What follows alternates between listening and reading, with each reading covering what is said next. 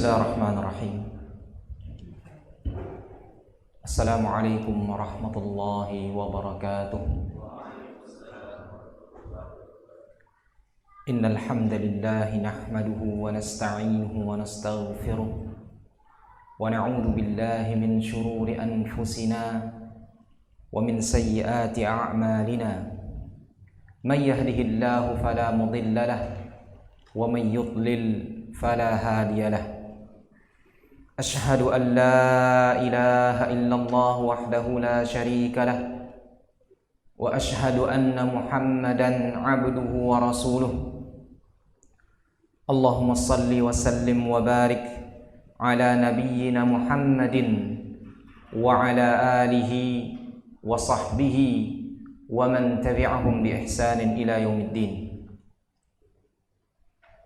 قال الله تعالى في القرآن الكريم أعوذ بالله من الشيطان الرجيم بسم الله الرحمن الرحيم يا أيها الذين آمنوا اتقوا الله حق تقاته ولا تموتن إلا وأنتم مسلمون وقال يا أيها الناس اتقوا ربكم الذي خلقكم من نفس واحدة وخلق منها زوجها وبث منهما رجالا كثيرا ونساء واتقوا الله الذي تساءلون به والأرحام إن الله كان عليكم رقيبا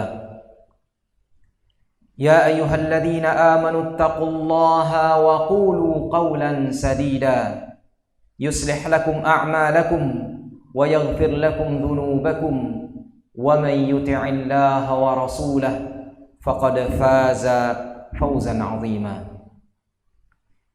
أيها المستمعون الكرام، فإن خير الكلام كلام الله وخير الهدي هدي محمد صلى الله عليه وسلم وشر الأمور محدثاتها وكل محدثة في الدين بدعة وكل بدعة ضلالة وكل ضلالة في النار. Kaum muslimin yang dimuliakan Allah, yang pertama dan yang paling utama, marilah kita bersyukur atas limpahan rahmat dan karunia dari Allah Subhanahu wa taala. Karena kita tahu dan kita yakin bahwasanya kita hidup di permukaan bumi ini satu detik pun tidak akan pernah lepas dari rahmat dan karunia dari Allah Subhanahu wa taala. Maka patutlah kita selaku hamba Allah Subhanahu wa taala yang mengaku beriman kepadanya untuk mensyukuri nikmat tersebut. Kemudian selawat serta salam marilah kita ucapkan dan kita perbanyak, semoga senantiasa disampaikan kepada baginda Rasulullah sallallahu alaihi wasallam, atas keluarga beliau, atas para sahabatnya, dan seluruh kaum muslimin yang senantiasa mengikuti jejak-jejak beliau, yang mengikuti sunnah-sunnah beliau hingga akhir zaman. Kaum muslimin yang dimuliakan Allah, pada kesempatan hari ini kita akan lanjutkan pembahasan kita masih berkaitan dengan usulus salasah, 3 dasar pokok yang wajib diketahui oleh setiap muslim. Dan di pertemuan sebelumnya terakhir kita membahas tentang bahwasanya 3 dasar pokok ini adalah merupakan pertanyaan malaikat di dalam kubur kita. Kemudian dilanjutkan dengan pertanyaan. Ada salah seorang rekan kita yang bertanya, hadis tentang azab ataupun nikmat kubur itu hadisnya ahad. Maka banyak orang yang tidak meyakininya. Banyak orang yang tidak yakin dengan adanya azab kubur tersebut ataupun nikmat kubur. Kaum muslimin yang dimuliakan Allah, kita tidak membahas bagian dari hadisnya, apakah itu hadis ahad.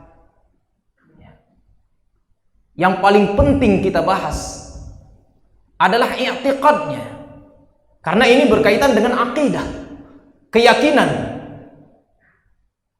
Seseorang yang tidak yakin dengan adanya nikmat dan azab kubur, bukan hadis ahad ini saja yang dia pungkiri. Dia sudah mengingkari ayat-ayat Allah Subhanahu wa taala di dalam Al-Qur'an. Dan dia sudah mengingkari hadis-hadis yang lain yang mutawatir, yang sahih, yang menjelaskan dan menegaskan bahwasanya ada azab kubur tersebut ataupun nikmat dalam kubur tersebut. Atau yang sering kita dengar atau yang sering kita pahami dengan nama atau istilah alam barzakh atau alam kubur itu sendiri. Dan banyak sekali ayat-ayat di dalam Al-Quran yang perlu kita ketahui tentang adanya azab kubur tersebut.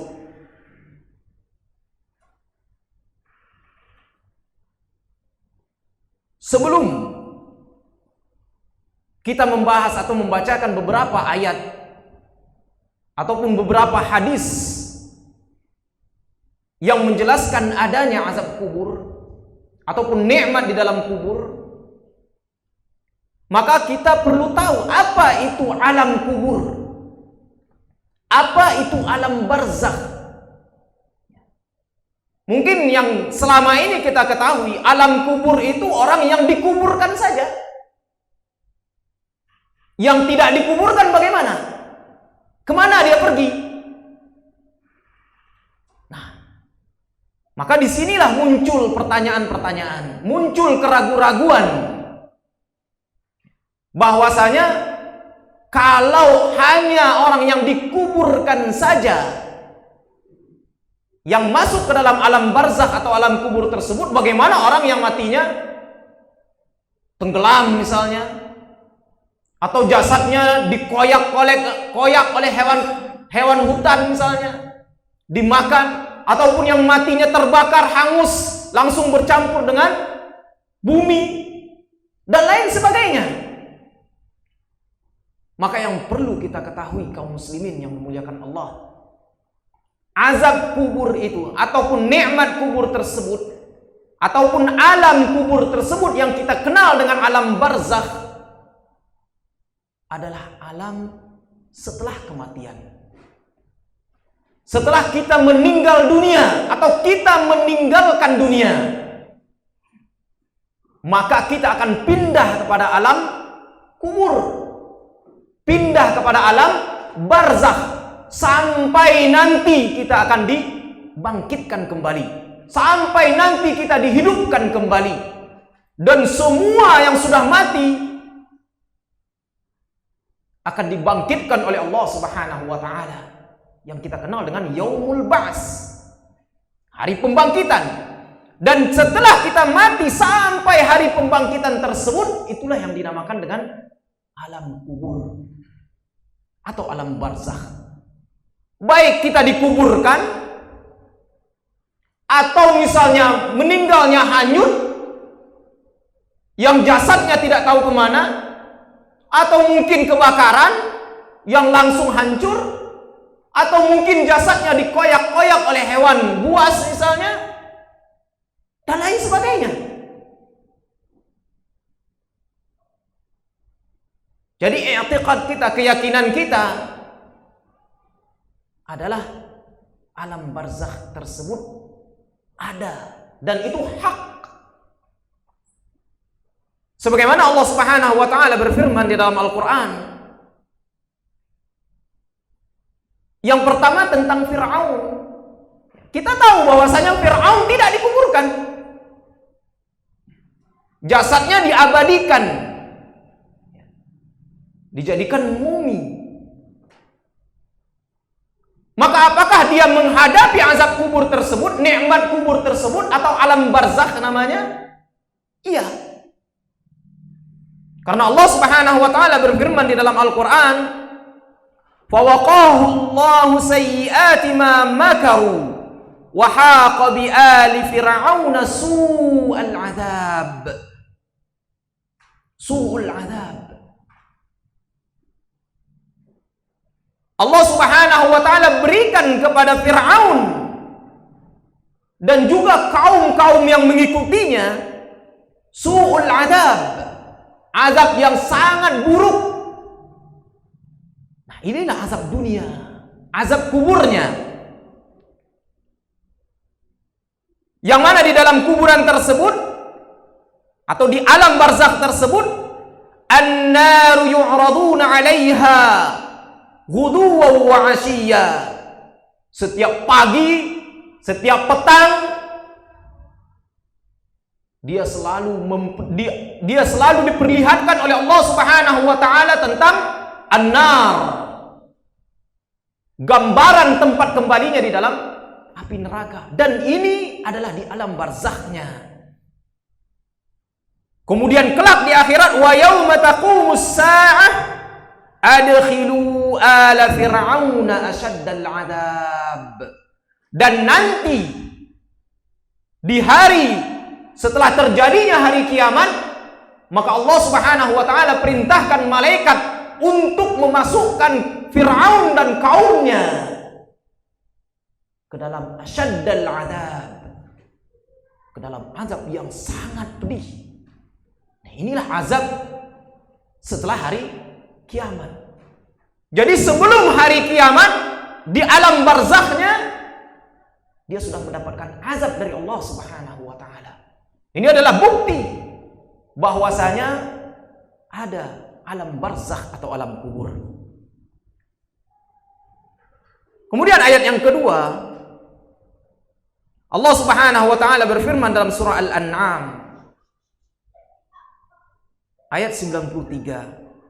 "Wa man adlamu mimman iftara 'ala Allahi kadhiban aw qala uhiya ilayya wa lam yuha ilayhi syai'un wa man qala saunzilu mithla ma anzala Allah walau tara idh adh-dhalimuna fi ghamaratil maut wal malaikatu basitu aydihim akhriju anfusakum al-yawma tujzauna 'adzabal huni bima kuntum taquluna 'ala Allahi ghairal haqq wa kuntum an ayatihi tastakbirun."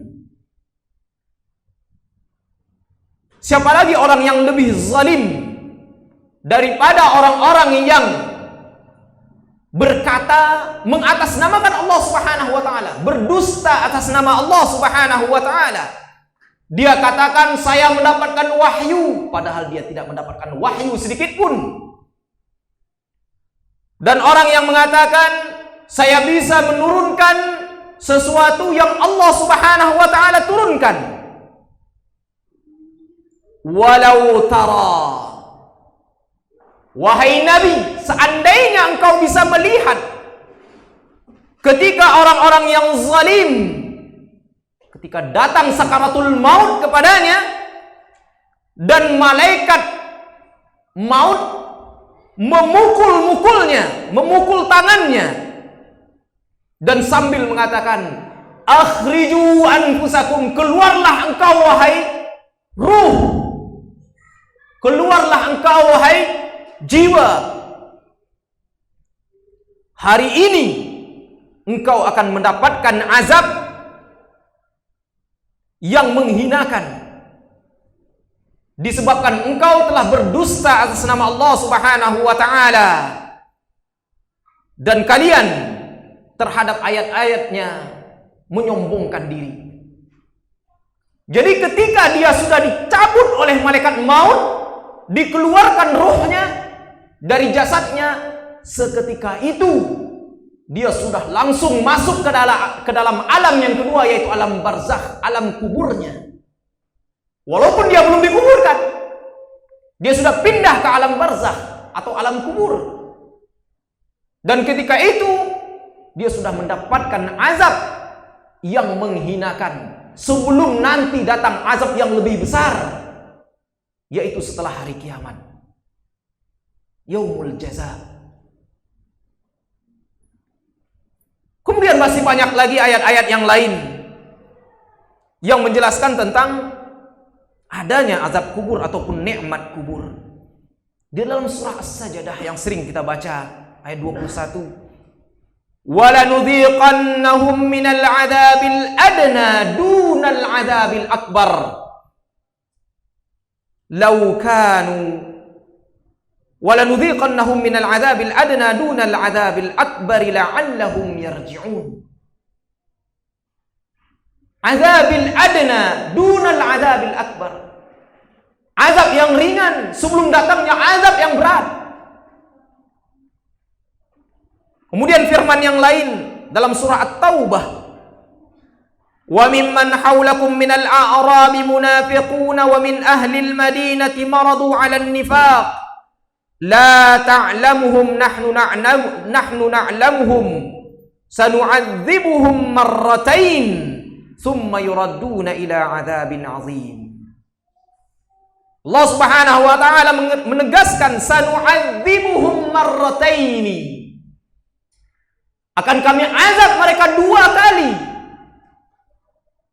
Pertama di dunia, yang kedua di barzakh.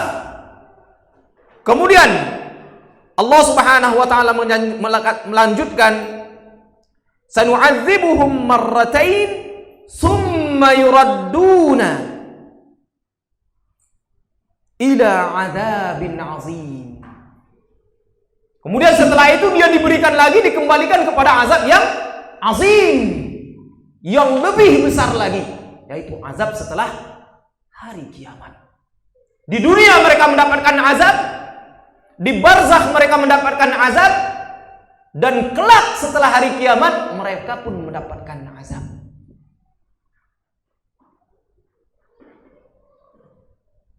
Kemudian di dalam surah At-Tur ayat 47, wa inna lilladzina zalamu adzaban duna dzalik walakinna aktsarahum la ya'lamun. Dan bagi orang-orang yang zalim, dia mendapatkan azab selain daripada azab itu, yaitu azab neraka. Dia sudah mendapatkan azab sebelumnya. Akan tetapi kebanyakan daripada manusia tidak mengetahuinya.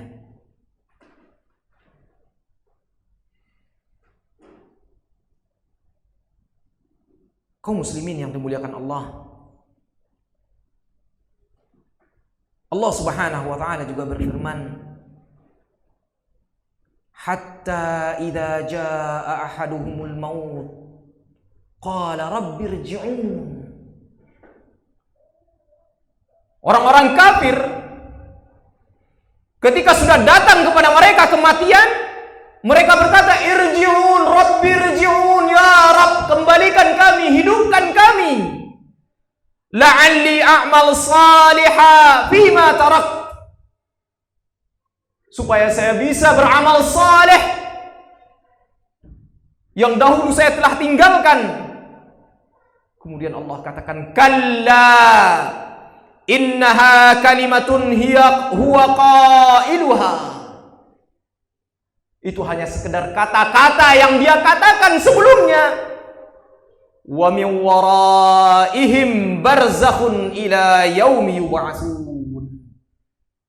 Dan di hadapan mereka atau di belakang mereka barzakhun, sebuah dinding pembatas,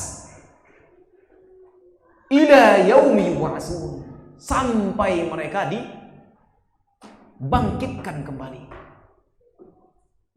Kaum muslimin yang dimuliakan Allah. Kemudian hadis-hadis yang sahih yang sangat banyak sekali, kita kasih singkat saja. Di antaranya adalah hadis yang diriwayatkan oleh Bukhari dan Muslim fi sahihain, Sahih Bukhari dan Sahih Muslim.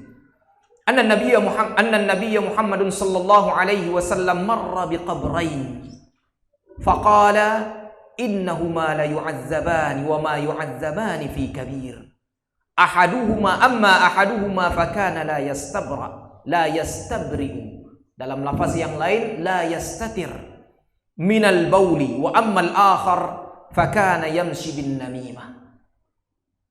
Hadis ini mutawatir.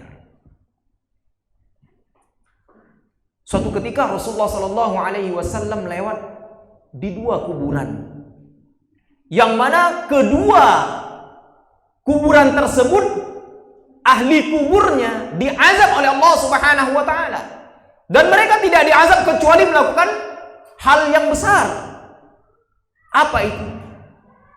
Yang pertama, seseorang yang tidak bersuci setelah dia buang air, baul, buang air kecil, dia tidak membersihkannya, maka kelak diazab di dalam kubur, dia akan diazab oleh Allah Subhanahu wa taala. Dan yang kedua, yamshi bin namimah, kemana-mana dia selalu kerjanya mengadu domba. Fulan difitnah, akhirnya pindah lagi ke fulan difitnah, akhirnya orang cekcok disebabkan lisannya. Maka kelak di azab kubur dia akan mendapatkan azab dari Allah Subhanahu wa taala. Kemudian hadis yang lain yang diriwayatkan oleh Imam Muslim, inna hadhil ummah satabtali fi quburiha falawla an la tudafi'u la da'awtullaha ayyasma'ukum min adzabil qabri alladhi asma' minhu. Umat ini akan diuji oleh Allah Subhanahu wa taala di dalam kuburnya.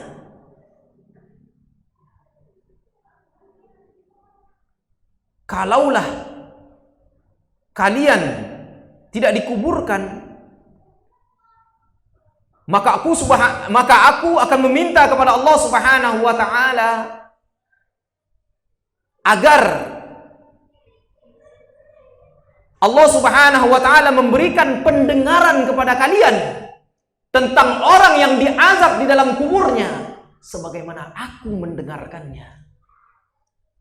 Rasulullah sallallahu alaihi wasallam terkadang mendengarkan jeritan orang-orang yang diazab di dalam kuburnya, dan beliau meminta kepada Allah Subhanahu wa taala agar umatnya tidak mendengarkan azab tersebut, tidak mendengarkan jeritan-jeritan tersebut.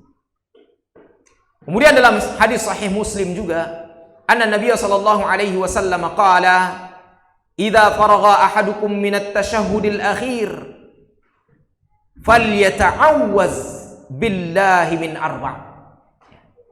Nah, ini doa yang sering kita baca setelah tasyahud akhir sebelum salam. Karena ini adalah perintah dari Rasulullah sallallahu alaihi wasallam, apabila kalian sudah selesai dari tasyahud al-akhir, maka berlindunglah kepada Allah Subhanahu wa taala dari 4 perkara. Min adabi jahannam, wa min adabil qabri, wa min fitnatil mahya wa mamat, wa min syarri fitnati masihid dajjal. Dari azab jahannam, dari azab kubur, dari fitnah orang yang hidup dan orang yang mati, dan juga dari fitnah masihid dajjal.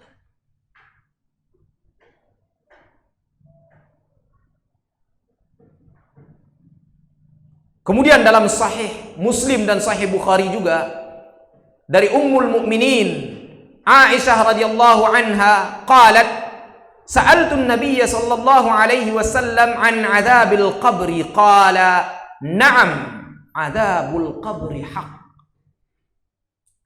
Hadis yang diriwayatkan oleh Imam Bukhari dan Muslim. Ketika Ummul Mukminin Aisyah radhiyallahu anha bertanya kepada Nabi tentang azab kubur, maka Nabi menjawab, na'am 'adzabul qabri haqq. Azab kubur itu adalah hak, benar adanya.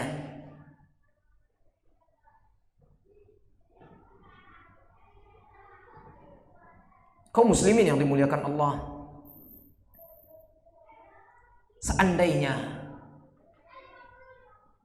kita atau sebagian kelompok yang tidak meyakini adanya azab kubur, maka akidah yang demikian adalah akidah Mu'tazilah. Atau orang tersebut tidak meyakini benarnya hadis ahad. Hadis ahad menurut jumhurul ulama adalah hujjah idza sahhal asanid. Apabila sahih sanad-sanadnya, hadis yang dulu kita baca itu adalah hadis dari Bara' bin Azib yang sahih sanadnya,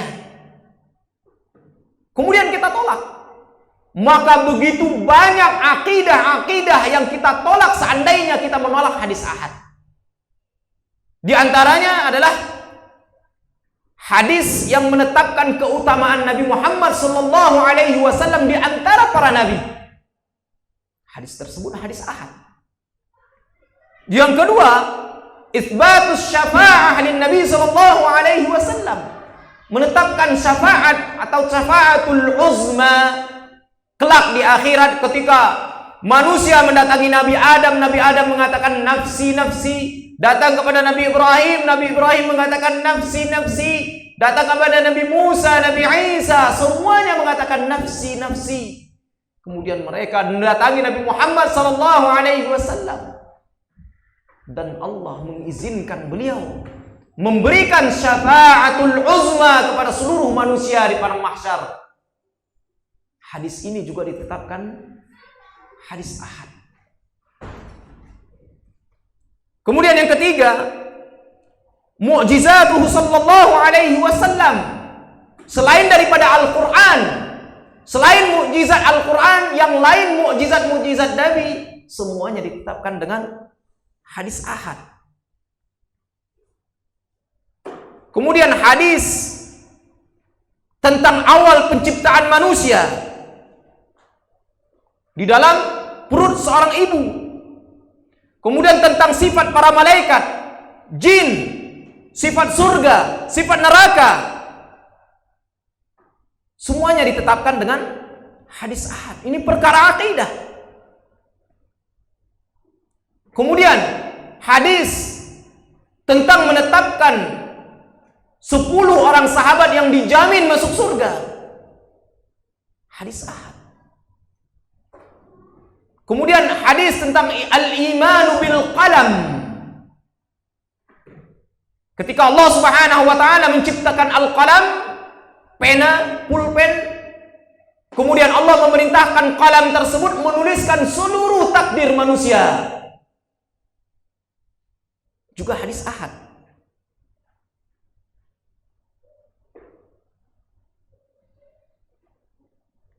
Kemudian hadis tentang iman, bahwasanya Allah Subhanahu wa taala mengharamkan jasad para nabi hancur dimakan oleh bumi, juga ditetapkan hadis ahad.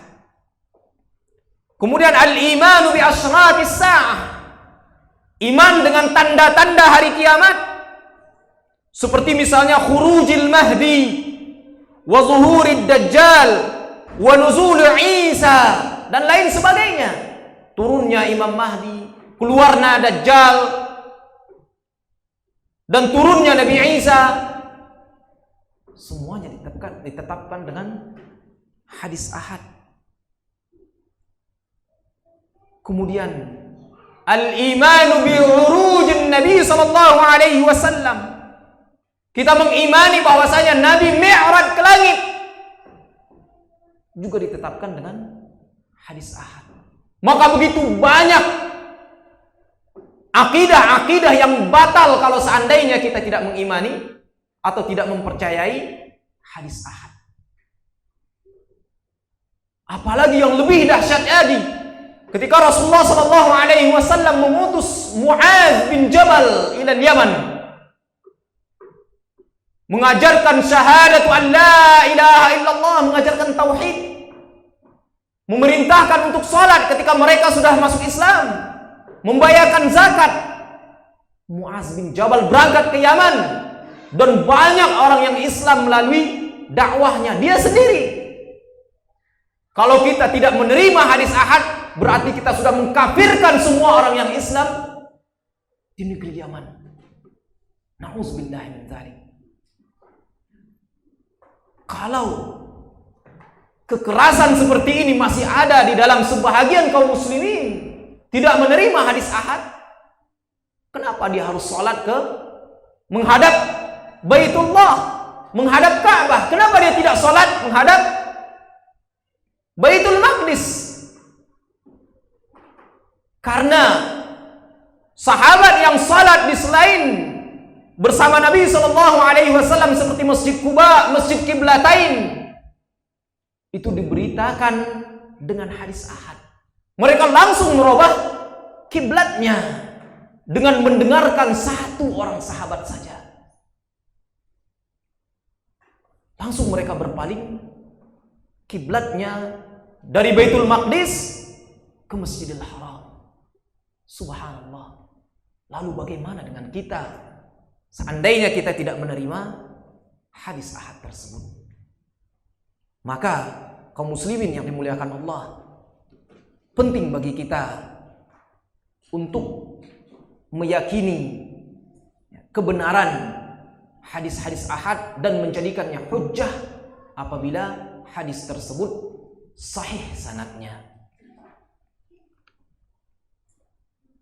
Kemudian kita akan lanjutkan. Qala Syekh Islam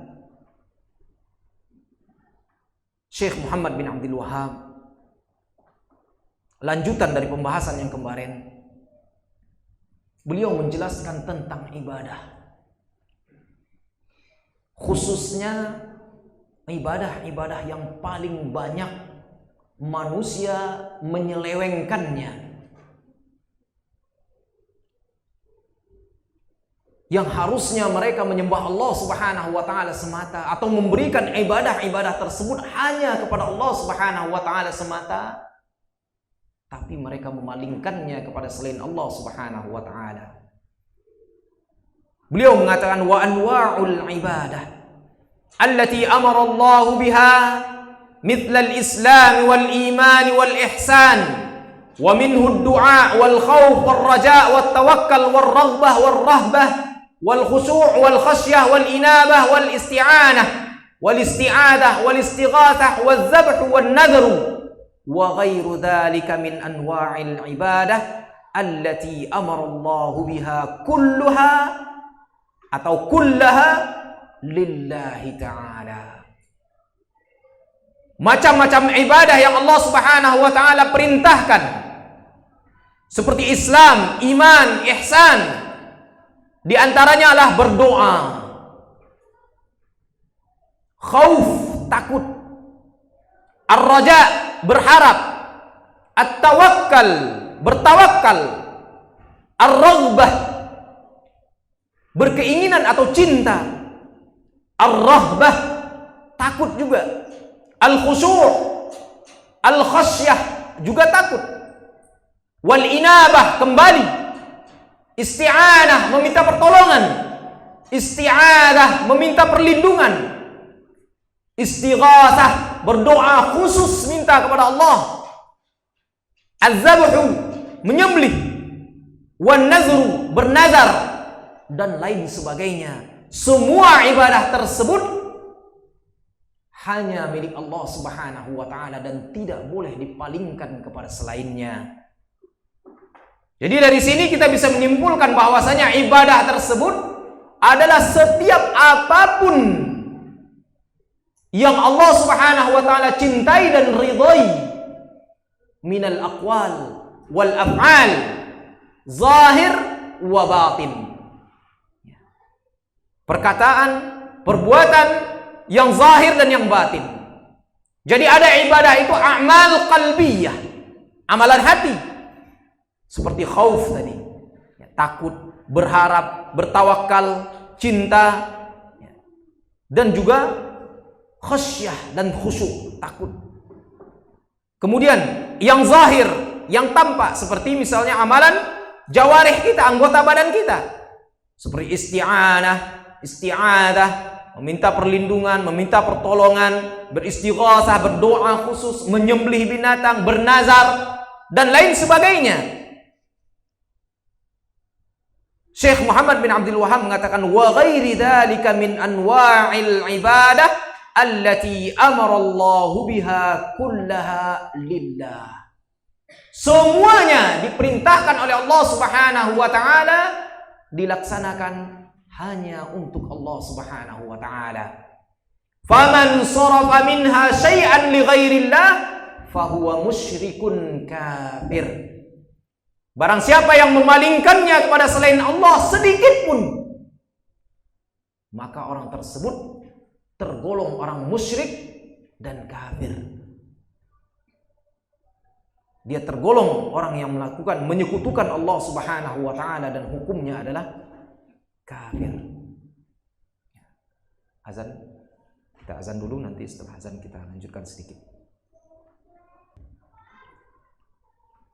Di antara macam ibadah yang paling besar, bahkan dikatakan mukhul ibadah, otaknya ibadah, adalah doa. Sebagaimana Rasulullah sallallahu alaihi wasallam di dalam hadis yang diriwayatkan oleh Imam Tirmizi, ad-du'a mukhul ibadah. Doa adalah mukh ibadah, otaknya ibadah. Maka doa hanya kepada Allah Subhanahu wa taala. Hanya meminta kepada Allah Subhanahu wa taala semata.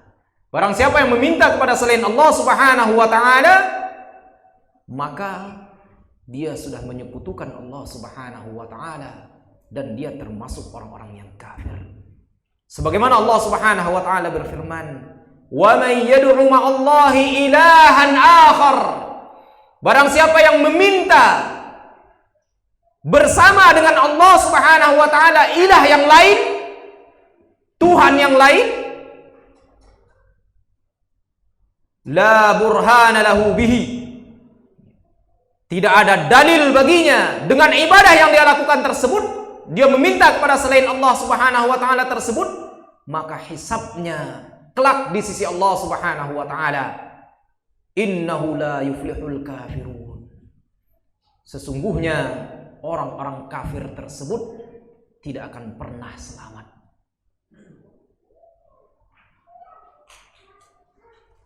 Kemudian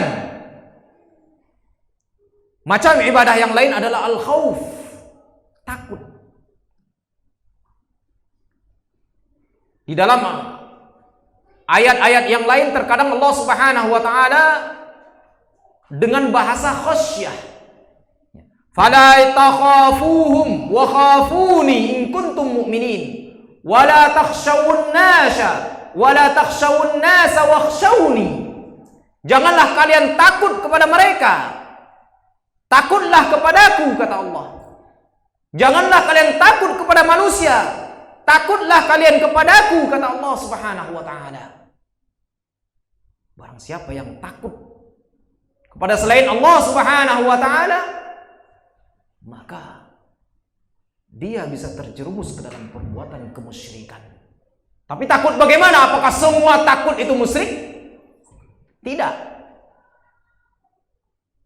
Takut seorang makhluk itu ada beberapa macam. Minhu ma huwa syirkun, di antara takut itu ada yang syirik. Kal khaufi minal awsani wal amwat wa'tiqadu annahum ya'lamuna al-ghaiba wa annahum yu'thiruna bin naf'i wad dar. Takut kepada berhala misalnya, takut kepada orang yang sudah mati, kemudian kita berkeyakinan bahwasanya berhala atau orang yang mati tersebut dia mengetahui yang gaib, atau kita berkeyakinan bahwasanya mereka berhala atau lain sebagainya bisa memberikan manfaat dan mudarat kepada kita, maka takut inilah yang tergolong kepada kesyirikan. Kemudian takut yang kedua ada takut maksiyah. Dia tidak sampai kepada kemusyrikan. Kal qu'udu 'anil jihad khaufan minal aduwi wajabanan. Seperti kita ada panggilan jihad dari seorang pemimpin, maka kita tidak mau berjihad karena takut kepada musuh. Takut kepada musuh. Maka takut yang demikian adalah takut maksiat, dosa, tapi tidak sampai kepada kemusyrikan. Atau juga takut katarkil amri bil ma'ruf wan nahyi 'anil munkar khaufan min adzan nas. Takut kita berbuat amar ma'ruf, takut kita nahi mungkar. Umpamanya ada orang yang melakukan kemungkaran, kita takut menegurnya. Atau kita ingin mengajak seseorang untuk sholat, azan, ada sahabat kita ajak untuk sholat, kita takut untuk mengajaknya.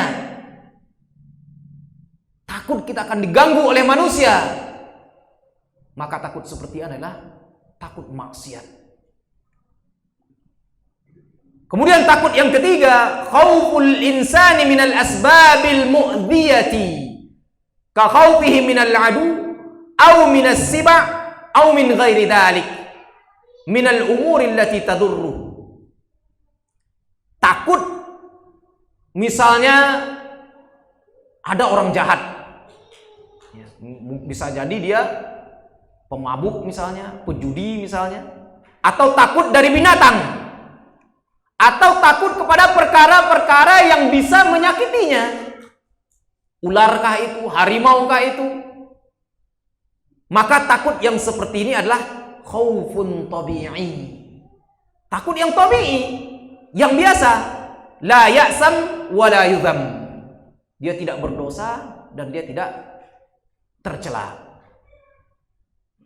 Kemudian di antara ibadah yang lain yang mesti kita berikan hanya kepada Allah adalah ar-raja. Berharap. Berharaplah hanya kepada Allah Subhanahu wa ta'ala. Kita bekerja mencari rezeki bukan berharap dari pekerjaan kita, tapi berharap rezeki tersebut dari Allah Subhanahu wa ta'ala.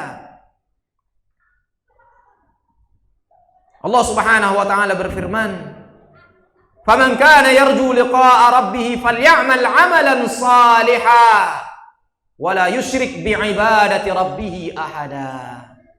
Barang siapa yang berharap bertemu dengan Allah Subhanahu wa ta'ala, maka beramallah dengan amal yang soleh.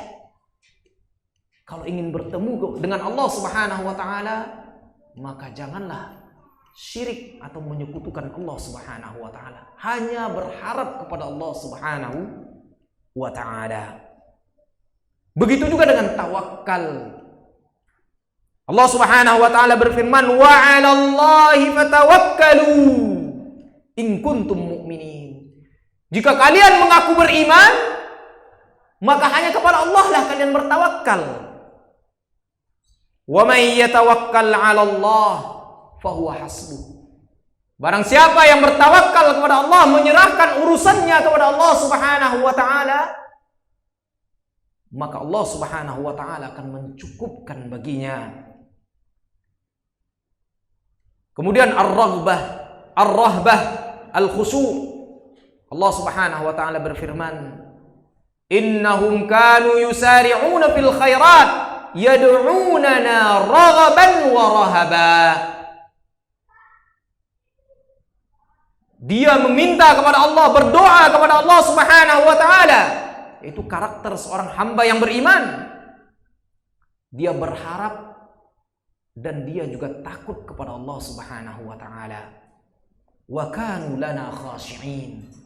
Khusyuk hanya untuk Allah Subhanahu wa ta'ala. Al-inabah, kembali, termasuk ibadah. Allah Subhanahu wa ta'ala berfirman dalam surah Az-Zumar, "Wa anibu ila rabbikum wa aslimu lah." Kembalilah kalian kepada Allah Subhanahu wa ta'ala, kepada Rabb kalian, dan berserah dirilah kalian kepadanya. Isti'anah, meminta pertolongan hanya kepada Allah Subhanahu wa taala. Di dalam salat kita sering, kita berulang-ulang mengatakan iyyaka na'budu wa iyyaka nasta'in. Hanya kepada Engkau ya Allah kami meminta pertolongan. Hanya kepada Engkau kami menyembah dan hanya kepada Engkau kami meminta pertolongan. Maka mintalah pertolongan hanya kepada Allah Subhanahu wa taala. Begitu juga dengan isti'adah. Meminta perlindungan. Mintalah perlindungan hanya kepada Allah Subhanahu wa taala. Allah Subhanahu wa taala berfirman, "Idz tastaghitsuna rabbakum fastajaba lakum." Seandainya kalian beristighasah, berdoa khusus, minta hanya kepada Allah Subhanahu wa taala, fastajaba lakum. Niscaya Allah Subhanahu wa taala akan mengistijabahi bagi kalian. Kemudian berkurban. Ini adalah hal yang sangat penting. Menyembelih binatang hanya untuk Allah Subhanahu wa taala. Sebagaimana Allah Subhanahu wa taala berfirman, "Inna salati wa nusuki wa mahyaya lillahi rabbil alamin wa mahyaya wa mamati lillahi rabbil alamin." Salatku, sesembelihanku, hidupku dan matiku hanya milik Allah Subhanahu wa taala. Kita ingat sebuah kisah. Dua orang,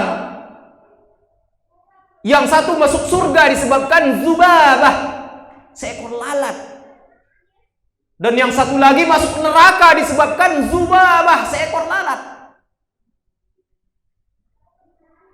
Yang satu diperintahkan untuk taqarrub ilal ausan.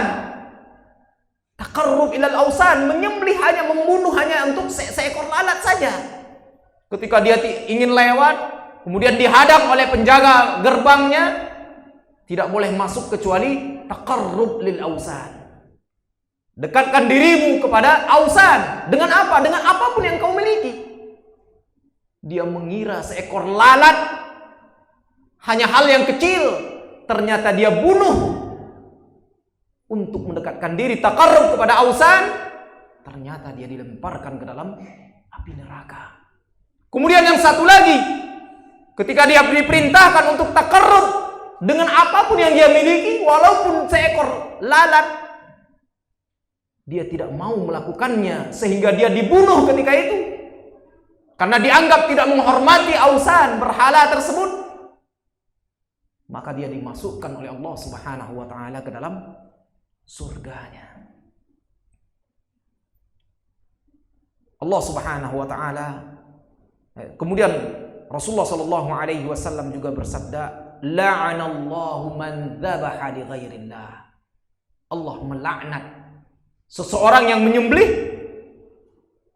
atau membunuh binatang li ghairillah, untuk selain Allah Subhanahu wa taala, maka Allah akan melaknatnya. Kemudian yang terakhir adalah an-nazar, bernazar hanya kepada Allah Subhanahu wa taala. Sebagaimana Allah Subhanahu wa taala berfirman, yufuna bin nadri wa yakhafuna yawman kana syarruhu mustatira. Mereka, orang-orang yang beriman tersebut, menepati janjinya atau nazarnya, dan mereka takut terhadap hari yang keburukannya meliputi hari tersebut, yaitu hari kiamat. Man nazara ayyuti' Allah falyuti'hu. Barang siapa yang bernazar ingin mentaati Allah Subhanahu wa taala, maka laksanakan nazarnya. Wa man nazara ay ya'sillah fala ya'sih.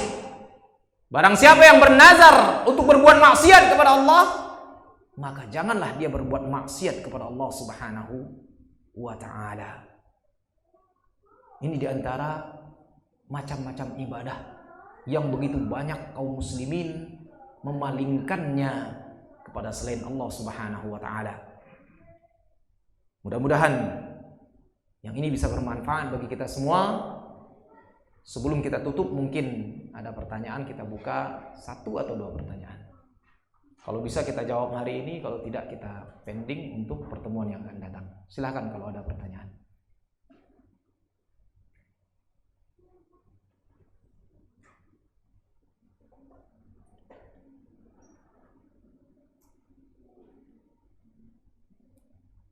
Tidak ada. Baik. Naktafi bihadzal qadar wa nuwasil fi liqa'ina al-qadim wa nakhtatim bi qira'ati hamdalah wa kafaratul majlis. Alhamdulillahi rabbil alamin. Subhanakallahumma bihamdik asyhadu an la ilaha illa anta astaghfiruka wa atubu ilaik. Assalamualaikum warahmatullahi wabarakatuh.